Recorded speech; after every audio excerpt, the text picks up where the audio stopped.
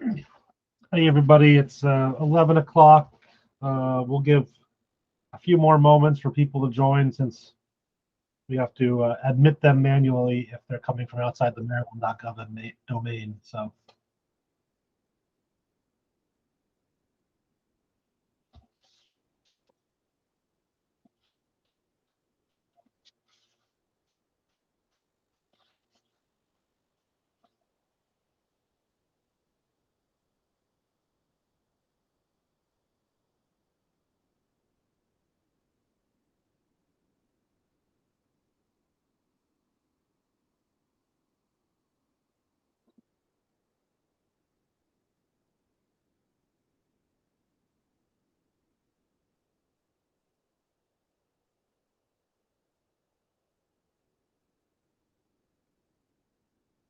as we're getting people joining, I'm going to launch a poll just to get an idea of, who is represented, what types of agencies or entities. So, if you have a moment, you want to add your comments into that, that'd be great.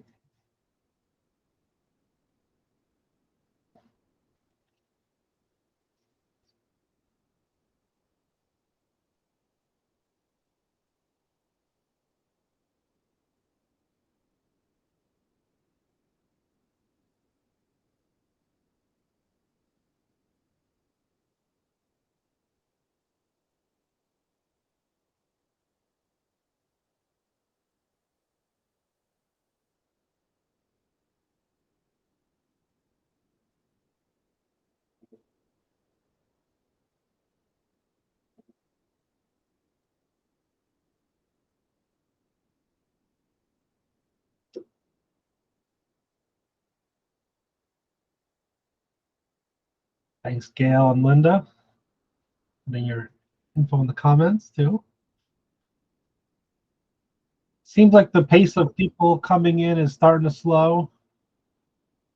So we'll leave the poll open for a little bit as people are joining, but we can get started as well. So thanks and welcome coming to our office hours, as we're calling them. This is the first time we've ever done something like this.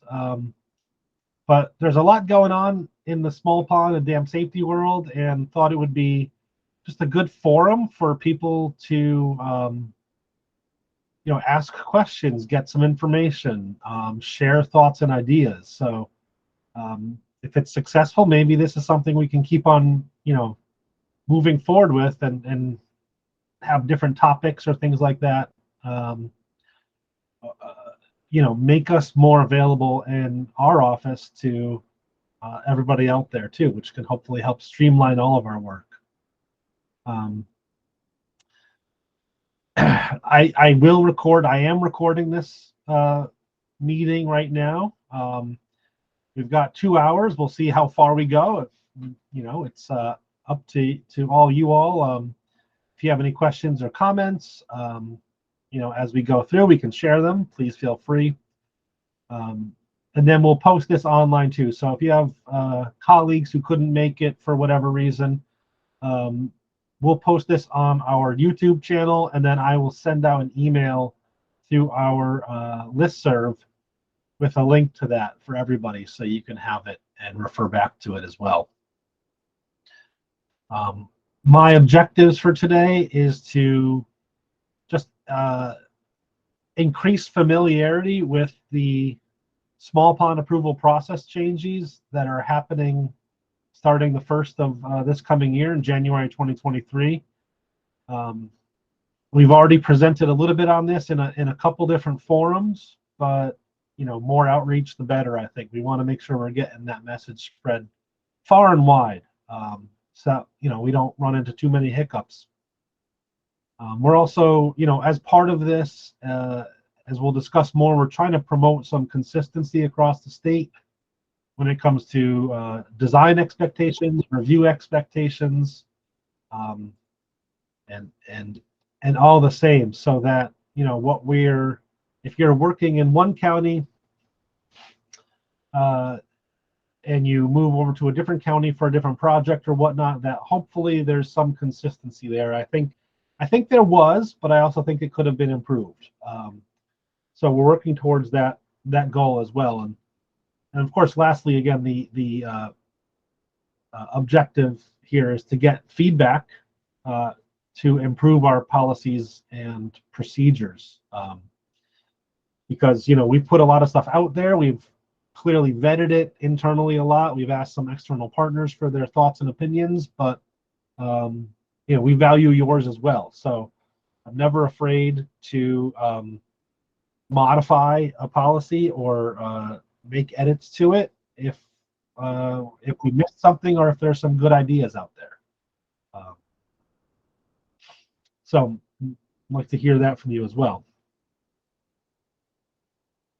For anybody who's entered, I've got a poll. I think that should be up, but if you've entered, maybe it won't show up about where you're, who you represent. If you see that, go ahead and vote in it, just so we have an idea.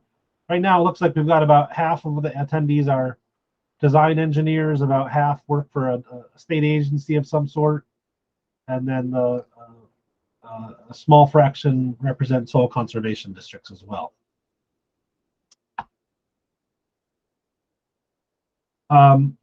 Just a little bit of ground rules before we start, just so again, we've never done this kind of open meeting format, roundtable type discussion. So to keep some semblance of order as we go through, please try to use the raise hand option, if you'd like to speak. You can also put comments in the chat as well, and we can read those. We may not be able to answer all the questions today as they're posed. And if that's the case, we'll record those, and we will be putting up an FAQ on our website, and we'll try to get those questions incorporated into the FAQ as well. I would ask, to the extent possible, it kind of in this roundtable format, that we refrain from asking any questions that are too project specific. We haven't had the opportunity to sit down and look at plans or analyses and things like that, and that would potentially be better served else in a different format. I do want to encourage open sharing for improvement or suggestions to us. We really appreciate that. Again, we have benefited from a lot of yours comments and entities. We've worked with NRCS, we've worked with State Highway, we've worked with certain counties as well, and consultants to get feedback on a lot of our policies. And more is better in a lot of ways. And then, of course, the golden rule, I guess, to some degree, if we have disagreements over something, we can disagree without being disagreeable folks too. So that's just good something to keep in the back of your mind. All right, so let's see, I'm going to end this poll right now that I've got launched. Again, it's fairly consistent, about half design engineers, the other half state agency representatives. Maybe about 10% of us here right now are conservation districts. So thanks for voting in that. I'm going to try a different poll now too before we get started. And it's a temperature check. What is your familiarity with the new small pond approval process that is starting in January 1st? So that should be live right now.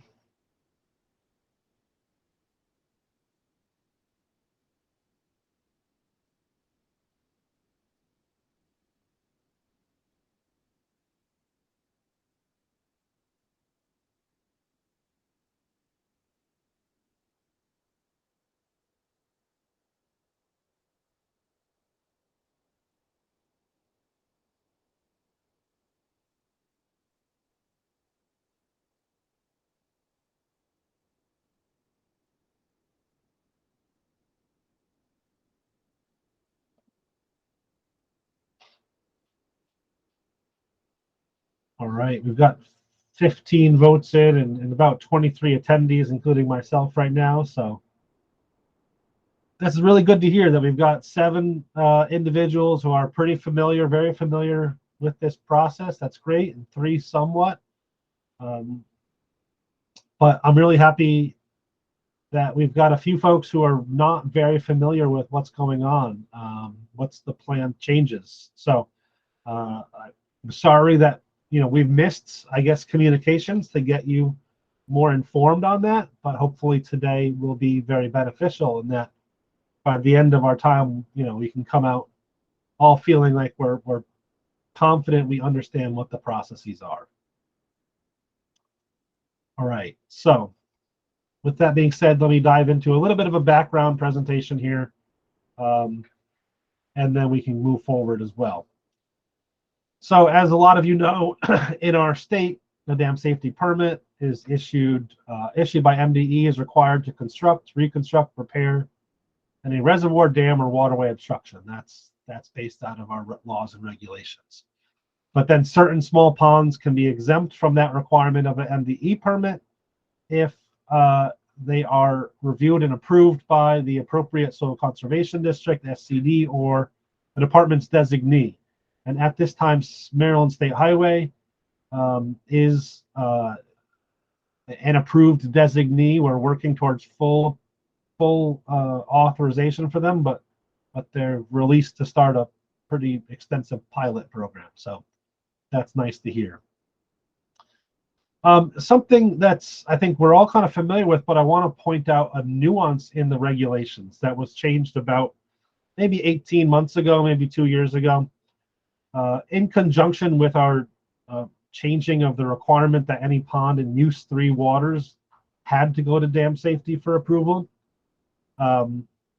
We changed that section of COMAR that says, if you're seeking small pond approval through a district or department's designee, the plans should be reviewed for technical compliance with the cited section of COMAR, NRCS 378 standards, and MDE's policies and procedures.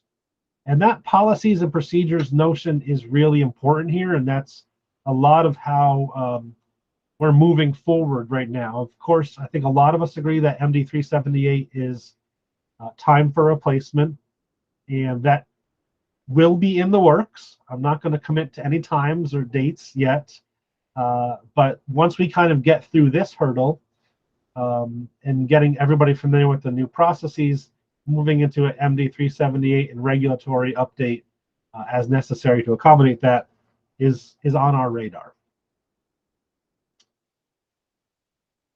A little more background here is, this is not a dig at the districts. I think it's just the fact of the matter and the way we do business is, if you look at in the let's say 60s, 70s era, when they were building dozens, if not, hundreds of designing and building small ponds throughout the state of Maryland and beyond, there was a pretty deep bench of professional engineering staff with the districts, and that has gone away, right?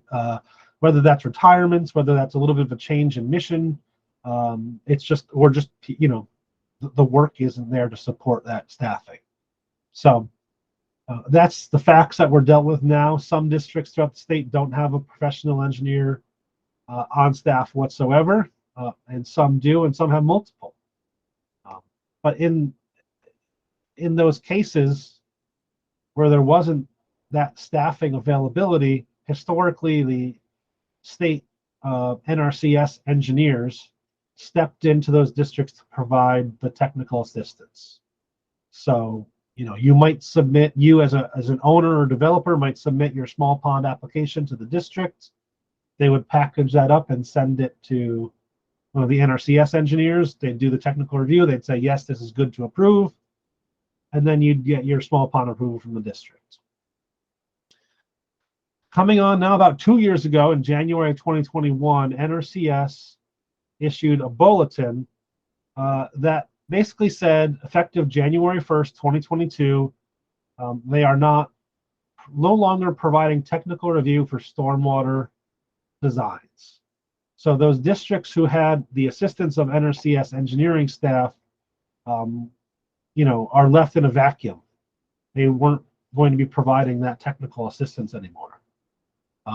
It also removed the Delegated Job Approval Authority, which is kind of an internal NRCS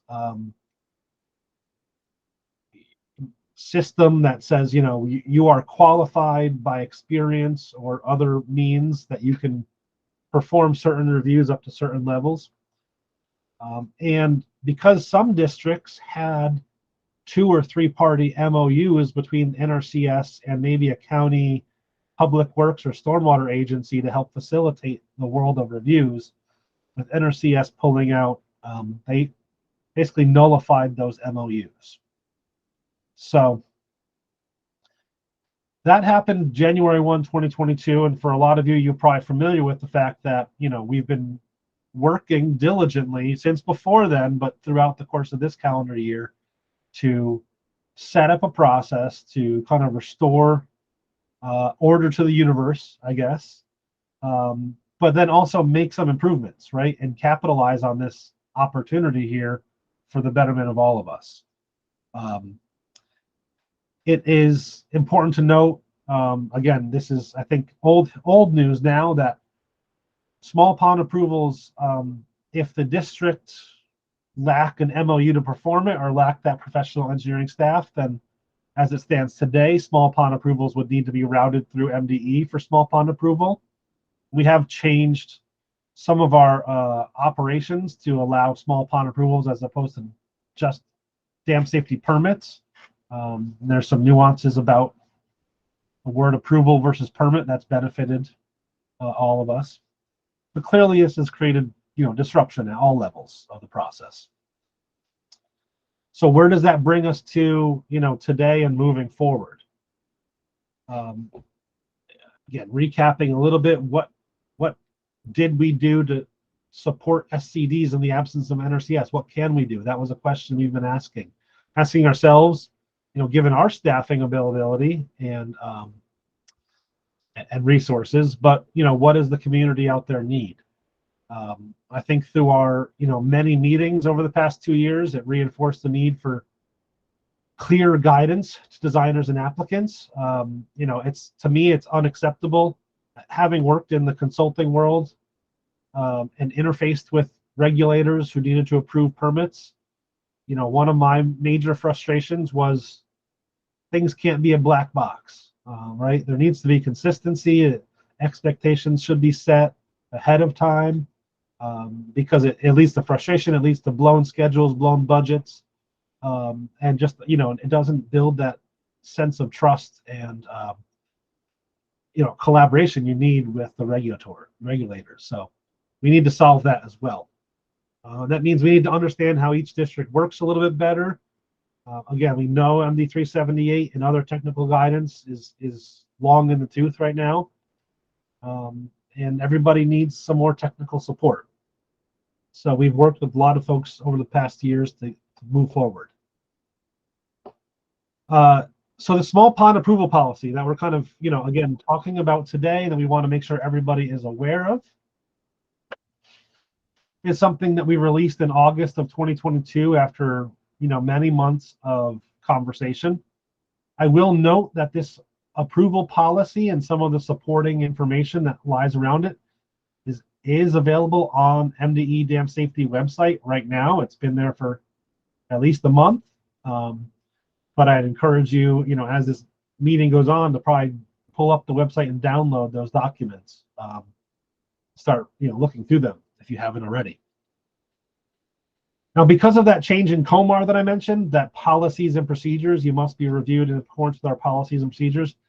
These policies, as well as our technical policies, have essentially the force of a regulatory action. So this is not, previously we considered some of our policy memoranda suggestions, we harder to enforce per se, but I think at this point in time we're moving forward and saying these are our expectations. This is what we want everybody to be using in their designs. This approval policy, of course, affirms our support of the districts to approve small ponds, and it had laid out expectations for technical reviewers and approvers that was meant to equal the qualifications of NRCS staff who previously performed these reviews. So We're looking for engineers, qualified engineers, professional engineers, I should say, licensed in the state of Maryland to do these reviews. But again, recognizing that not every district has that capability, we've set up a framework. Again, it's not a specific, like, here's an example MOU that we want you to use, but we've set up a framework to support the notion that districts can bring in third parties to assist in that technical review. So what might that look like? It might look like a contractual engineer hired directly through the district. It might look like an engineering firm signing a contract with a district to provide those technical services. I know that one district already in the state has moved forward with that option. It also brings the option of kind of restoring some of the past agreements between the district and maybe another entity within the county level government, stormwater reviewers, Department of Public Works, etc., to do those reviews as well. The notion that we've got here is that we're going to ask these technical reviewers to basically do the work, do the review in accordance with these 378, our regs and policies, and then, you know, sign something that indicates, yes, we've done the review, it meets the requirements, and it should be released for approval to the district.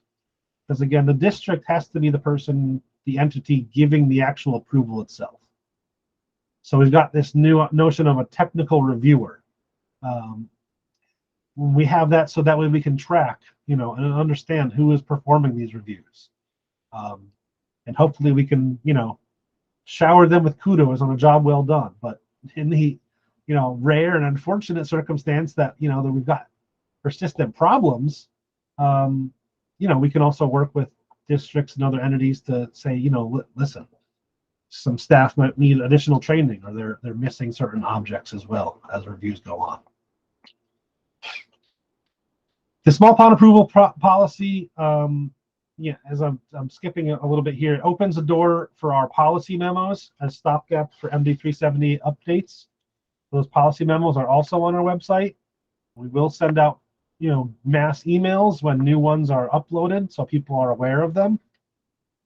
Largely, these policy memos are clarifications of existing areas of MD 378 that are either vague, get a lot of questions, or perhaps where 378 doesn't match the current state of the practice. Approval policy also restates many existing COMAR requirements, like the need to submit small pond summary sheets. But I'll note that we have a new small pond summary sheet that we'd like for everybody to begin using right away. It's a new small pond summary sheet. It is 2 pages. It largely contains similar information as we previously collected, but we looked at our data collection needs and our data storage needs, and, you know, found that the MD14 sheet isn't meeting our needs. The goal is that we'll be collecting more and better information so that if somebody comes in to retrofit a pond in the future or needs information, we'll have better information for them. And then we'll also be able to host all that information or some subset of it on a GIS-based web platform as well. Lastly, there is a new cold water review process, and there's a documentation on our website too about what that means and what are some best practices when you're in a cold water resource area. And what is a cold water resource area? What does that mean? Well, we used to have this clause about use 3 ponds have to come to dam safety for review. But the reality is that not all use 3 areas are equal, and some use 1 and use 4 areas support cold water obligate species, or further degradation of those watersheds could damage other areas in the state. So working with our water quality standards group in MDE and DNR, there's a new mapping, cold water resource area maps available on the DNR's fisheries website that outlines these areas that are cold water resource areas that need additional protections. And those protections are kind of common sense, I think. Will be common sense to a lot of designers. The notion that we want to avoid wet ponds in use 3. the notion that we don't want to have extended detention, that we want shading where possible, or infiltration practices where possible, all of those kind of things. So we've got this cold water review process document that says if the design meets these objectives outlined in our documentation, the district can proceed with review and approval.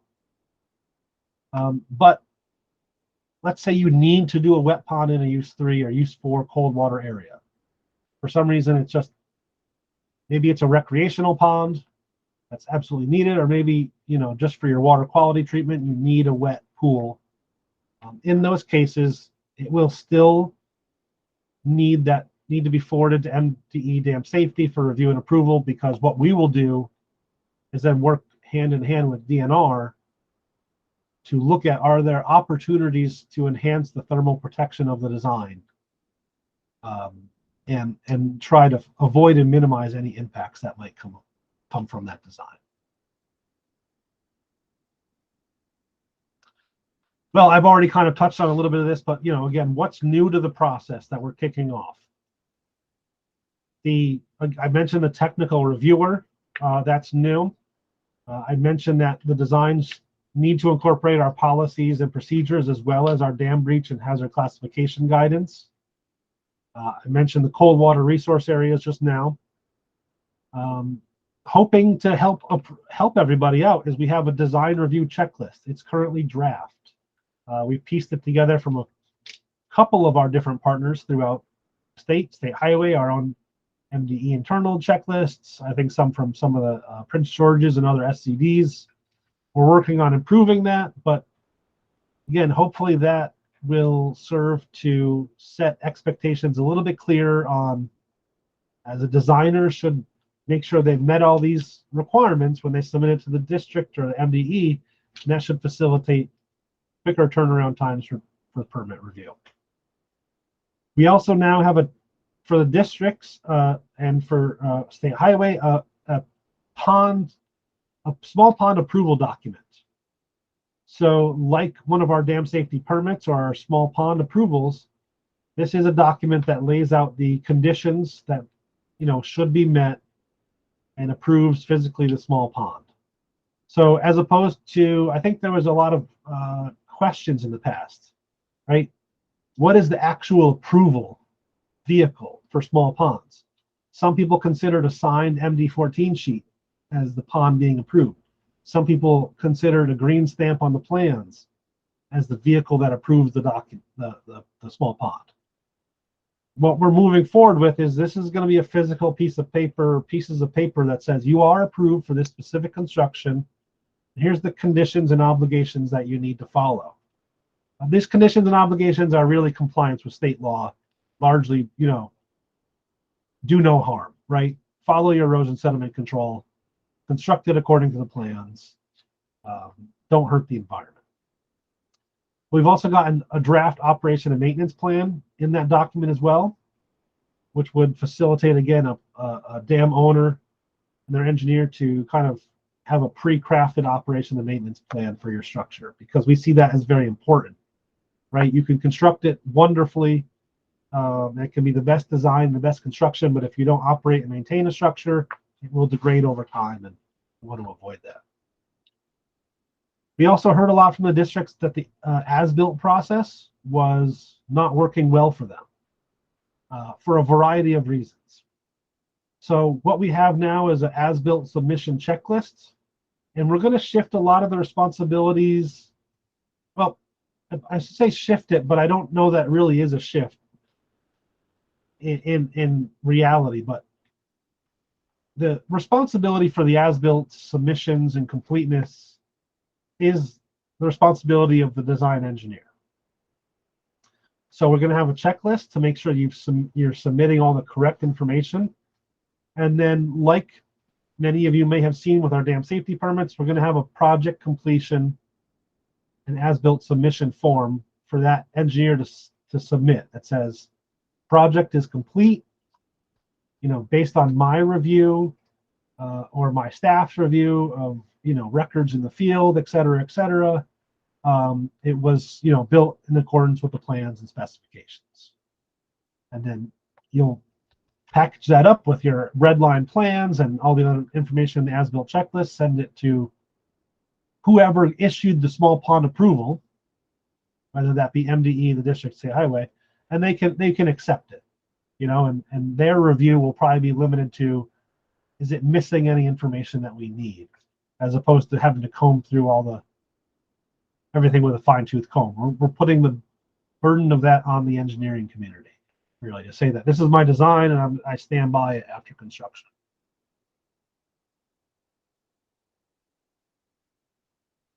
There, okay. This is a little bit of an older slide, but again, this information is posted on our MDE website. We are recording this presentation. Admittedly, this is our duplicate slide, so the 2 more outreach and question and answer sessions this fall, well, that's what we're doing today. And again, I want to accept feedback and adjust as necessary. So for those of you who aren't familiar, what do we mean by our MDE policies and procedures? I will list them out right here. I won't go into deep detail, but with the exception of the ones that are in blue, they are all posted on our website. First and foremost, our dam breach and hazard classification guidance, and the small pond approval policy that we're talking about, cold water design guidance. But then the ones that you've probably all seen, many of you have seen before. How do we deal with woody vegetation on dams? What's acceptable or not acceptable? What are the requirements for utilities that might be in a dam, or activities that don't require a permit? What are our expectations for dam removals if that's being proposed? And when I say dam, I also mean small pond in all of these. We have 6 policies that are essentially complete, and I'll probably even be posting some of those this week onto our website, and I'll outline what those are briefly. We've got one on expectations for riser and trash rack design. Up until now, MD 378 really didn't give specifics about what the expectations were. When is precast risers acceptable? When is it not? Things like that. So this document, we've been working on this and passing it around to many folks for their input for a better part of 2 years now. And I think we're pretty much there on that. We've got one that clarifies excavated ponds. I think the world of excavated ponds and what constitutes an excavated pond has become blurred, particularly in the urban stormwater world. Traditionally, excavated ponds were agricultural practices, where there was a watering ramp and you could, livestock could come into the pond to drink, or you could pull from it for irrigation.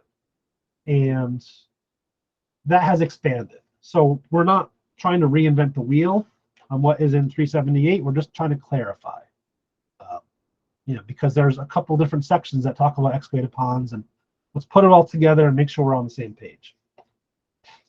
Got one discussing cutoff trenches. Again, this is nothing new from 378, but we see in practice, a lot of people on plans will put, cutoff trench 4 feet deep. And is that really what the expectation is and the objective of the cutoff trench? Just a 4 foot deep block of clay. It's not. It really should intercept an impervious stratum, or there should be other seepage control. And that's listed again in 378, but you might need a PhD to really put all the pieces together. So just clarifying. Best practices for construction, I think in lieu of having a new MD 378 construction specification, which I do foresee at some time in the future, having a template construction specification, this document is going to help support particularly those as-built reviews and people who are in the field observing construction. So it discusses all sorts of elements of the construction, things to look out for. What should you be familiar with the plans and specifications ahead of time? If you're looking at that, what are we expecting for if you have a foundation on rock, for example?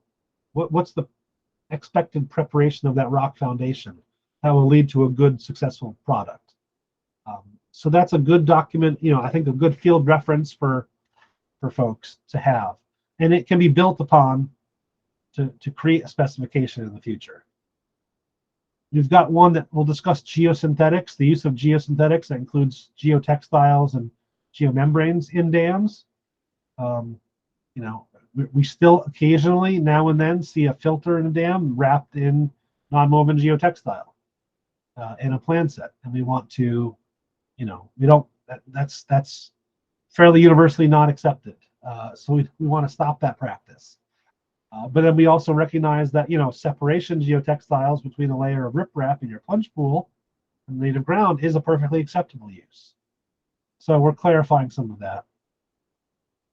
Then the last one ties into excavated ponds in a lot of ways, but it's again a product of what we've been seeing on a lot of more urbanized stormwater reviews. Is you have these ponds, they may be excavated, they may be embankment, but they tie directly into a storm drain network.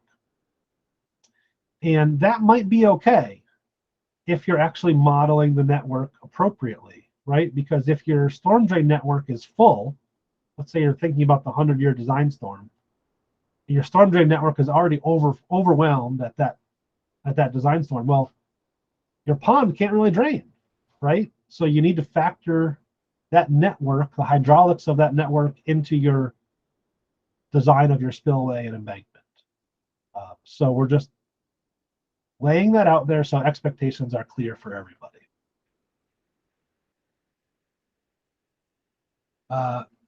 That's pretty much where I've got to end. I've kind of laid out a lot of what, a big picture to you, and I'm very happy to have conversations now.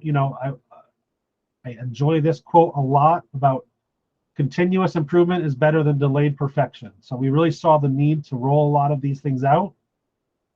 But, and I hope they are good, but I'm not necessarily willing to say they're perfect. There's always opportunities for improvements. And again, that's where we want to open the floor for you all to provide suggestions. You can provide them written in an email if it's more in depth, or if we have questions or comments we want to record today, then we can do that in this forum. So that being said, I will kind of open the floor, and if people want to use the raise hand feature, or I see 2 questions in the chat. So Steve, I saw you raise your hand. Let me, I'm going to take the 2 questions in the chat first, and then we'll go from there. And we'll try to respect some from the chat, some verbally. You can unmute yourself and talk. The first question talks about the technical reviewer qualification asks for a degree in civil engineering or agricultural. Would a degree in environmental engineering or water resources engineering qualify? I do think that yes, that would qualify. Now, if your degree focuses on environmental engineering, all about wastewater treatment facilities, then maybe not, right? But I think we would. This is kind of where being a PE is, the professional obligation to practice within your areas of expertise, is incumbent for the engineer to assess if you're competent in those areas and if you can execute. So I think that I would expect that would be fine. The second question, is there any guidance on foundation drains and dams that could be shared?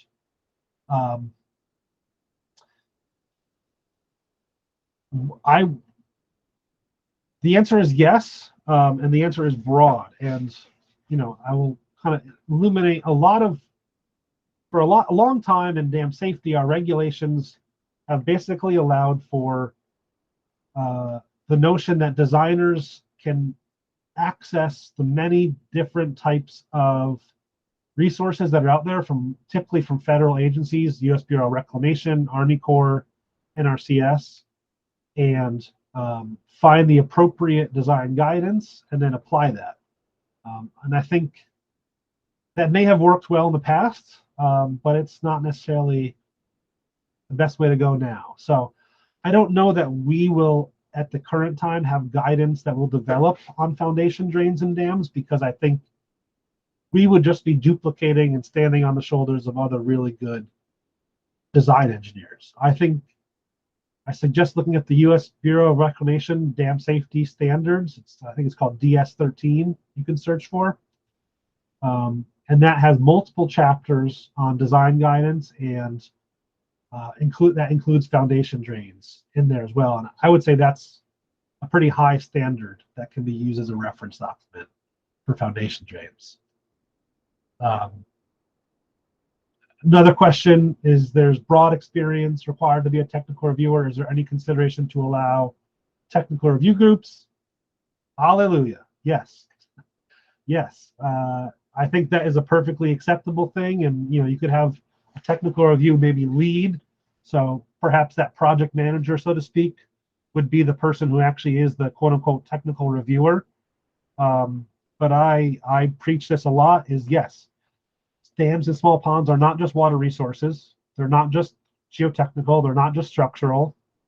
They're a combination of all of those engineering disciplines. And sometimes we can get away with, just one of those disciplines doing the design and the review because it's a pretty simple project, but that can come back to bite us in the end. So I'm very supportive of the notion of having a team review, multidisciplinary team review for projects. I think that will benefit everybody.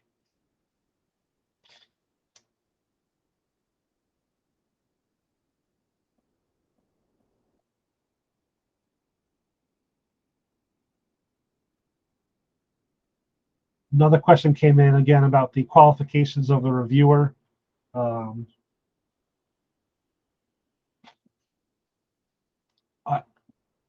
I think this is one of those cases where, given the description here, and I won't read it all out in detail, but yes, if it's somebody particularly who's been doing MDE reviews, you kind of got that experience and that practice.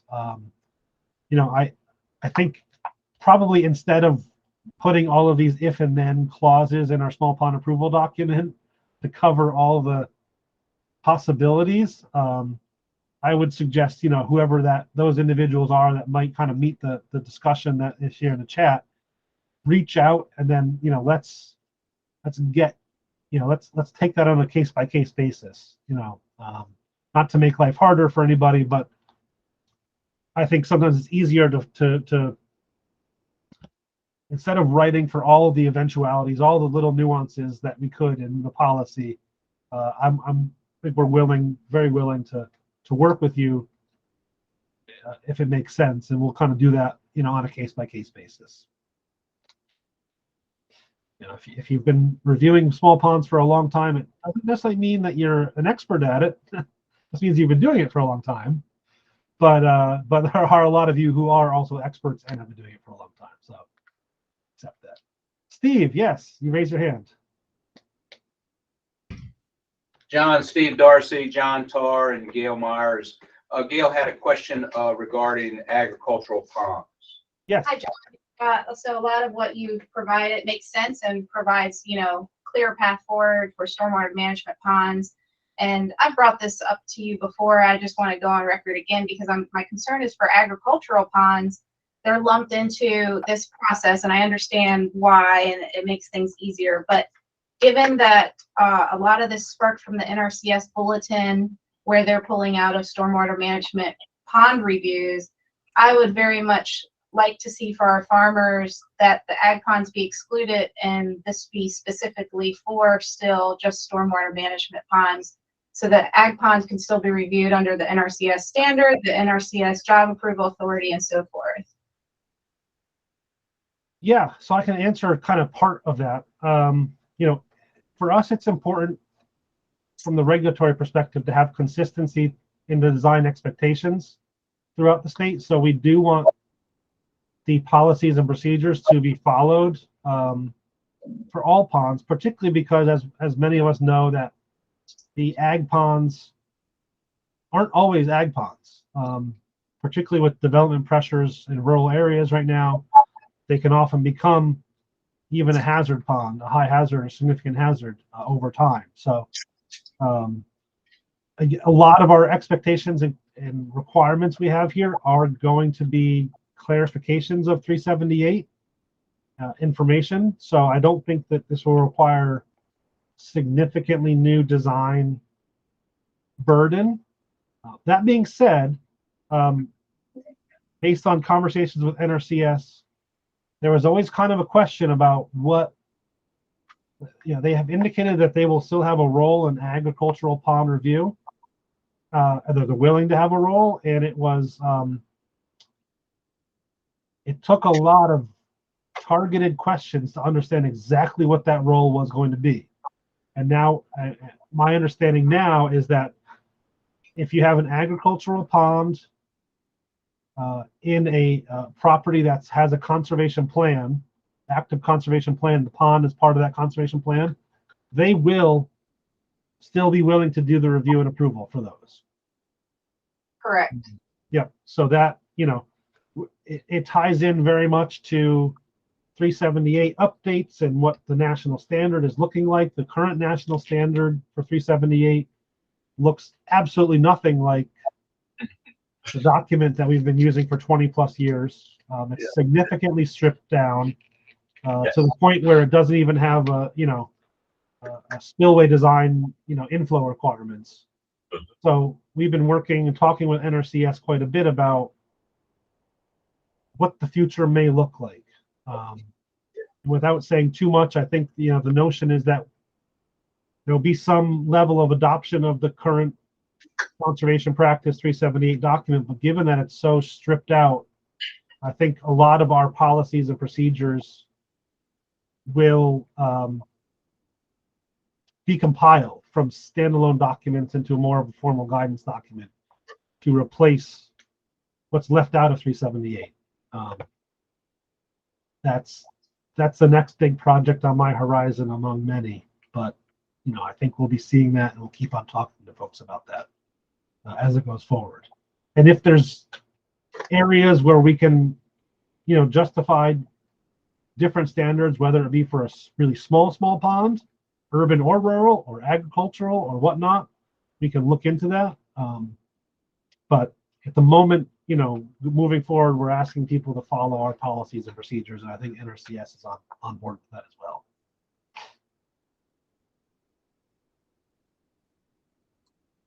Let's see. I had a question about the process for use 3 and cold water resource watersheds. When do small ponds in use 3 watersheds or cold water need to be reviewed by DNR? So our cold water design guidance document, and I'm curious if I'm sharing a window or a screen. I'm going to pull it up here and we'll see if it shows or not. The MDE thermal guidance document from August 22, I think in my mind gives the go, no go decisions for when a DNR review is needed. And it's based on, did the design incorporate certain thermally protective elements? Let's see. I'm going to move it. Hey, there we go. So this section here, particularly this, bulleted items 1 through 6, is the expectations for what's happening in a cold water resource. Excuse me.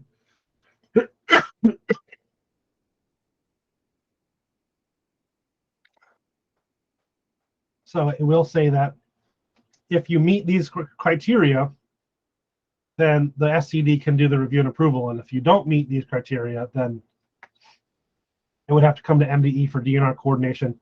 DNR coordination it's really vital to get that early in the project. So I do think that if a design engineer is seeing, let's just give, for example, the need for a wet pond in a cold water resource area, use 3, I would like for them to be proactive and reach out to DNR as early as they can, so that coordination can happen and be done with. And I see Jennifer has got a hand raised as well. chime in on that maybe. Yeah, I just wanted to, good morning, everybody. The small pond policy does state what the limitations are for a soil conservation district to review and approve small ponds in cold water watersheds or use 3 watersheds. So you should go to that first. And if a pond does not meet those criteria, it then would need to come through to MDE through the permit process. And during that process, DNR would get involved. As far as bringing DNR into the plan review process for district reviews that qualify, that meet those criteria that's in the small pond policy, that's between the district and DNR as to whether you're going to require a designer to connect with DNR, or you're going to do that connection, or you're not going to do that connection.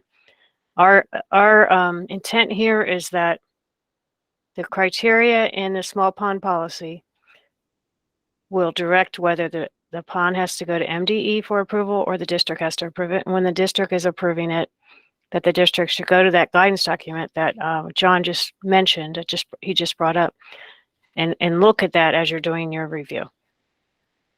Hopefully that clarifies things a little bit. Here, this is the small pond approval policy document. This bullet 5 says you'll only approve construction if it's, for a structure located in one of these cold water resource areas in accordance with the design guidance. So if it doesn't, by twisting that around, if it doesn't meet the requirements of the design guidance, then the district should not do the review and approval. It should be forwarded to MDE. Yeah, there's one thing that we're going to, I'm not sure if it's going to be on the policy document or it's the guidance document that needs to be edited, just one slight edit that needs to happen, and that is that for whatever reason, it's not clear that the cold water resources mapping tool you should also incorporate into that mapping tool the use 3 watersheds. And when you go to that mapping tool, it's a GIS based map. You have to click on the right data layers, and I don't think we called out specifically either in the policy document or in the guidance document that you make sure that you also click on use 3 watersheds. Yeah, we can make that clarification though. We will make that clarification. Question about should the reviewer sign and seal the affidavit? Yes, that is the intent. That the technical review affidavit is signed by the person responsible for the review, whether that be kind of the project lead of a group or an individual person doing the entire review themselves.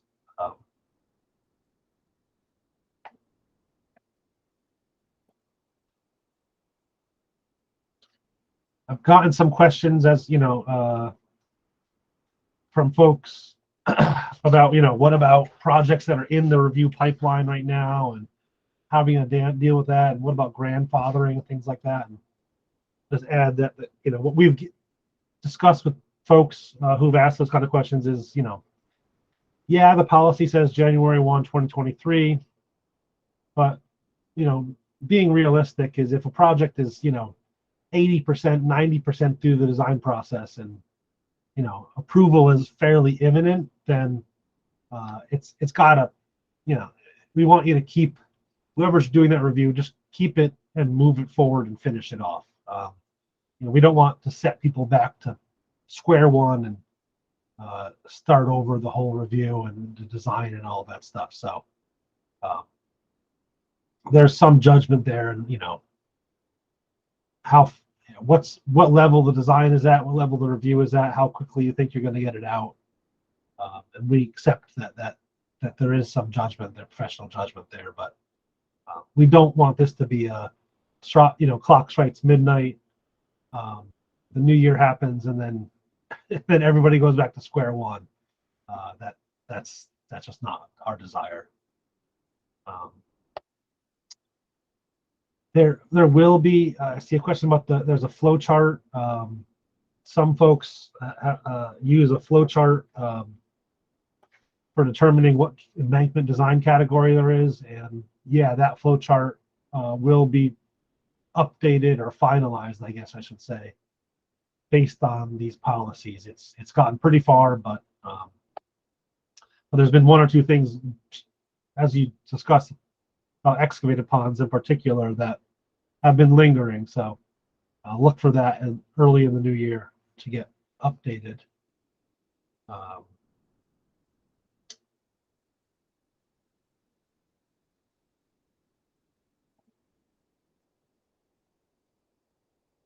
guess we're bringing in the question about, if you're specializing in water resources, you don't have structural and geotech within the organization, adding other entities to the design team.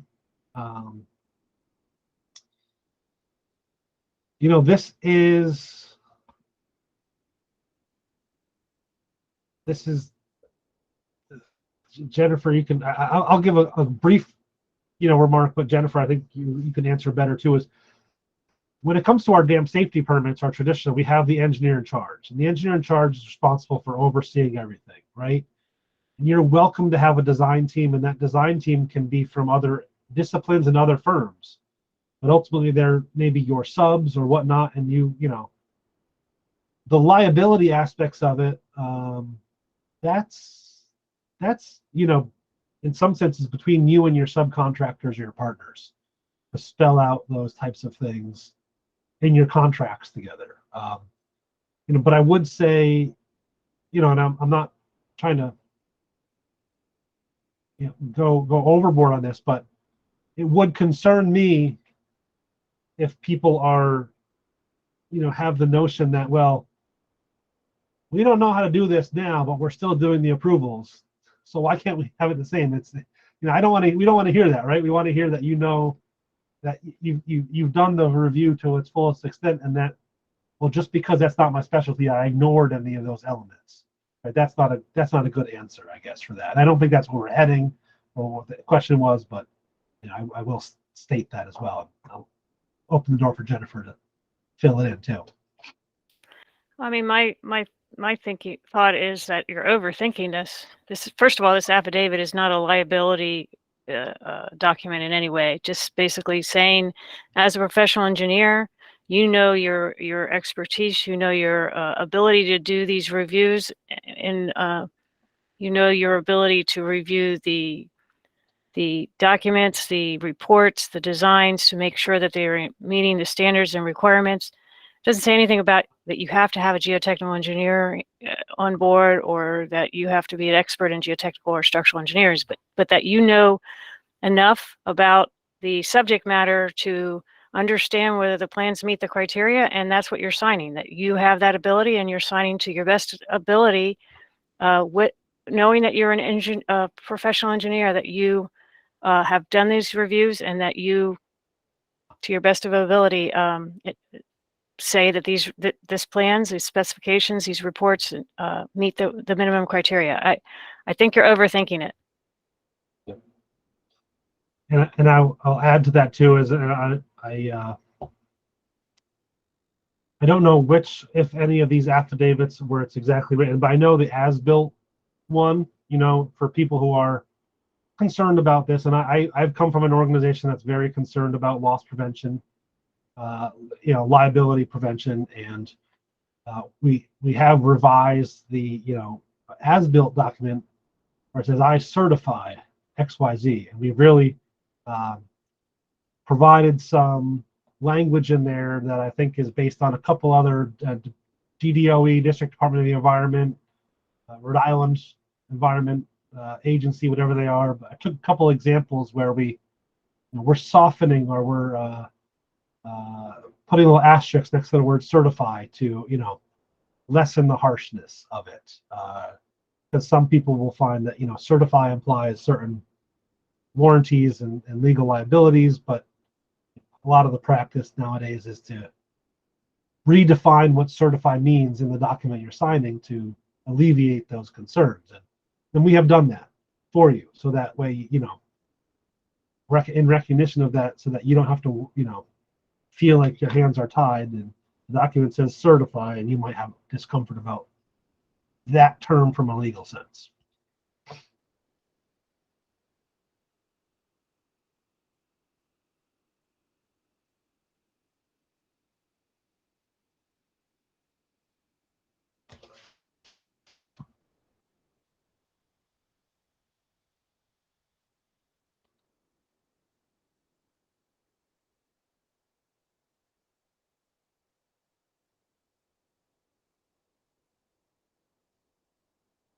Any other questions or comments? I see. Oh, sorry, I did see one. You have one in the chat. Yes, I just saw that. Yep. If you have questions or comments regarding any of the policies that we've published, probably the best way to submit them would be direct email to me.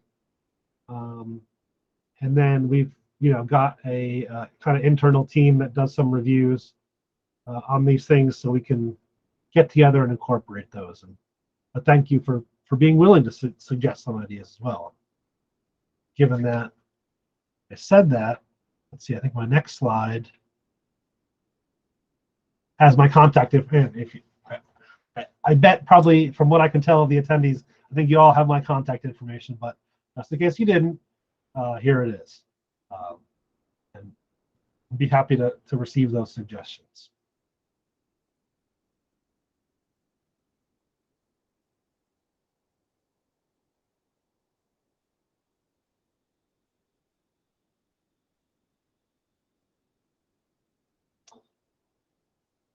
Well, we have to approve the 10,000 emails to John. I didn't say I have to read them, Austin.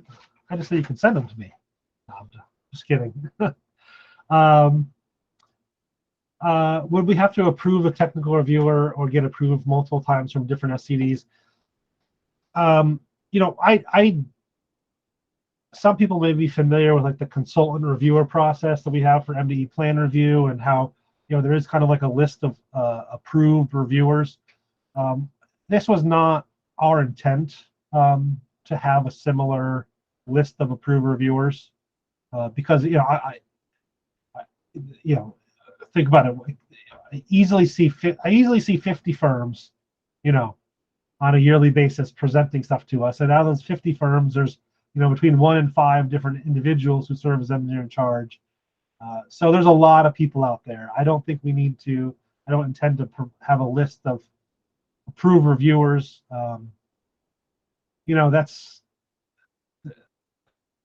There's some people will say that's favorable. Let's say that. Can we have some certification process that says you're a really good damn engineer, but how do we set that up in an equitable way that actually tests your skills, and like we talked about, multidisciplinary? Do we say you're approved only for one discipline or the other?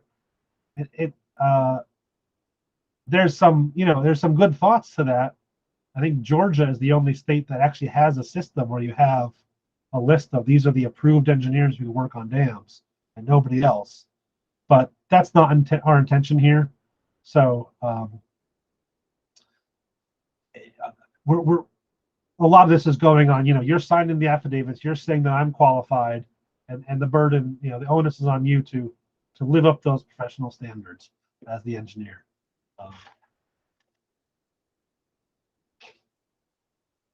Hey, John, can I add to that? Yeah.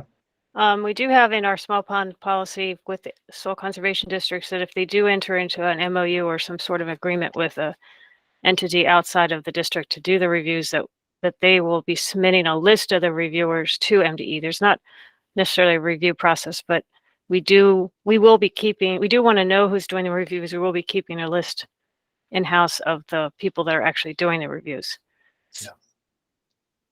Yeah, and that's a good point. And that's, while we may be our teams may be more familiar on a personal basis with a lot of the design engineers out there, but the county level staff members and all that stuff, that's a lot further disconnected to know who they are, and maybe so we will capture that information and be aware of it. Just, do we intend to use it in any way to stop somebody from doing something or something? No, not, not at all. It's just for our information, because if something ever comes up, good or bad, at least we have an idea of what's going on and we can suggest course corrections to folks.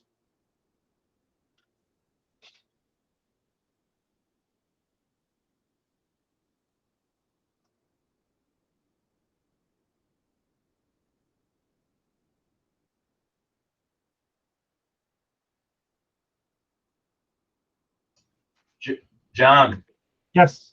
Steve and John here. John has a question. Hey, John, Hi, John. Morning. You mentioned about professionals outside of the district setting, and 100% agree that there is a need to screen them or at least keep a tally of who's doing what. What about internal to the district? Do you need a presentation or a submission of who is doing those reviews internally, as well as listing qualifications and all the whatnots? That's a great question, John. I don't think the way we wrote up the guidance asks for that if it's an internal hire to the district itself. And I think, largely because we've got a lot closer relationship with you all, with individual districts like that. So I think coming from the district is we weren't going to add that extra layer on. Does that align with what your thinking was, or how we wrote it, Jennifer? Yeah. Yes. Thanks, John. We are on one accord.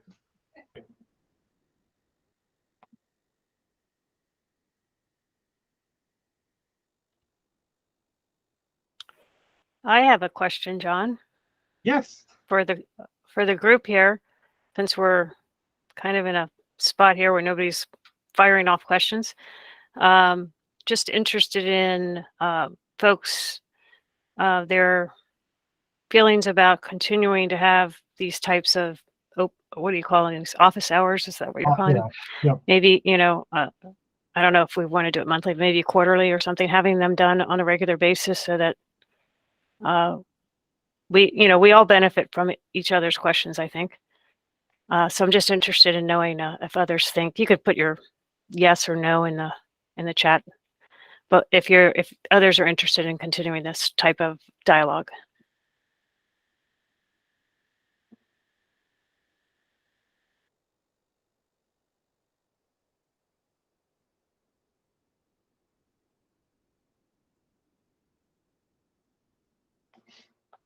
That's a good response I'm seeing so far. Lots of yeses. So Sorry, John. no, I think this is really good, and we might have to think about, is it an open forum? Do we try to have topics? Kind of keep it free form. Maybe 2 hours. I'm kind of gathering here is maybe more than we needed. We keep it maybe more like an hour at lunchtimes. John and Jennifer, I think it's a great idea, and I think it's considering I think there's only 2 soil conservation districts on here, which I frankly a little surprised about. I think quarterly meetings would be good. 2 hours is great, and I think perhaps people could send in questions or topics for you to consider and go over. Yeah, I like that. I like that a lot.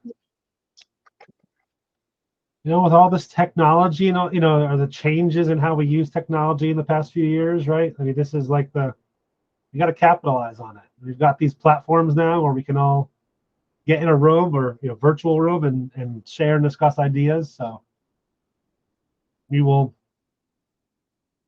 make that happen. We'll start sending out some calendar invites for a quarterly meeting, and ask people in advance if they have any thoughts that they want to talk about. We'll do that. Otherwise, we've got, like we've said today, we've got, and I think I see a comment and a question. We've got some of these policies coming out. We're going to start to roll into other work that affects everybody, in the coming year. We think we are, at least. So, you know, there'll be more forums for input and helping us guide the way and just building a better community of practice throughout the state. So that's great.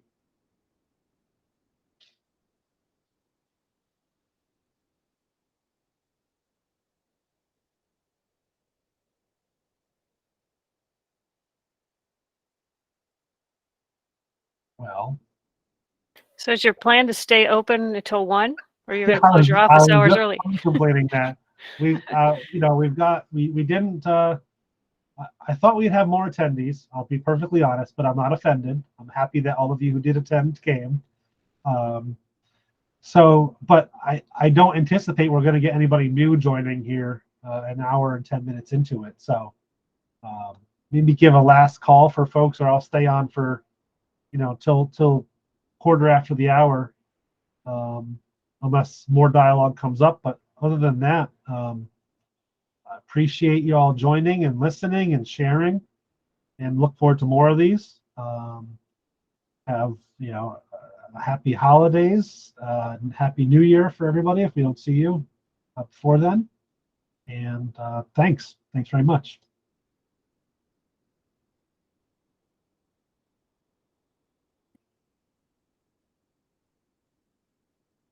Thank you, John. Thank you, Jennifer. We really enjoyed the time, and hope everybody has a great holiday. We look forward to the continued conversation.